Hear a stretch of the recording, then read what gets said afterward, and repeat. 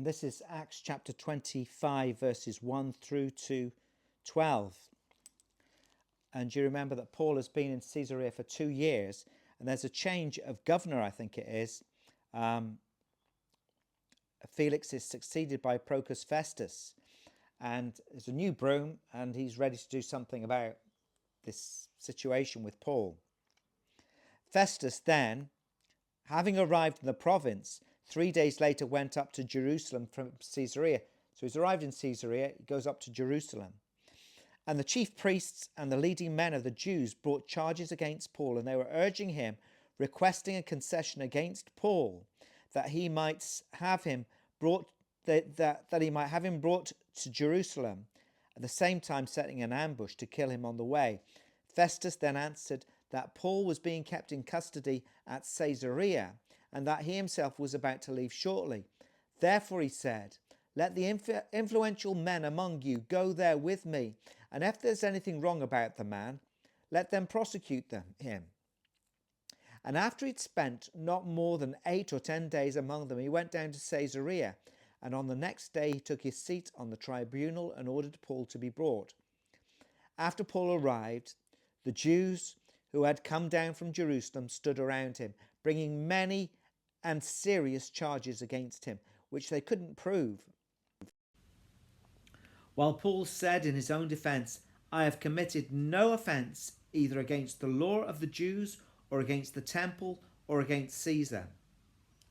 But Festus, wishing to do the Jews a favour, answered Paul and said, are you willing to go up to Jerusalem and stand trial before me on these charges? But Paul said, I am standing before Caesar's tribunal, where I ought to be tried. I have done no wrong to the Jews, as you also very well know. If then I am a wrongdoer and have committed anything worthy of death, I don't refuse to die. But if none of these things is true, of which these men accuse me, no one can hand me over to them. I appeal to Caesar.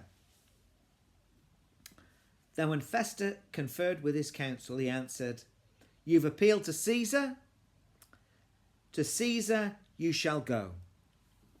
This man, Festus, is just trying to sort it all out. It's a kind of one of those problems that the previous man in charge had left for him to sort out. And he thinks, right, I'm going to go up to Jerusalem. I'm going to find out what's going on. While he's there, he says, send down the people who know all about this, and let's have a trial. Let's talk to Paul. But the Jews are trying to get Festus to get Paul back up into Jerusalem so they can kidnap him on the way and kill him. And Paul knows this. I don't know whether Festus does, but Paul knows this is the type of plan that they've tried before, and they'll try it again. Remember when he went down from Jerusalem to Caesarea, and there were 200 soldiers, 200 spearmen, and 70 horsemen who had to protect Paul to get him down to Caesarea. Perhaps Festus wouldn't really know the seriousness of the situation to actually give him that level of a guard. And so Paul is there, and he says, listen, I've not committed any of these crimes. I've not spoken against the law or the temple or Caesar. I'm unjustly standing here, and I'm not going to go up to Jerusalem because I know, and you can imagine him thinking, because I know they're going to kill me on the way.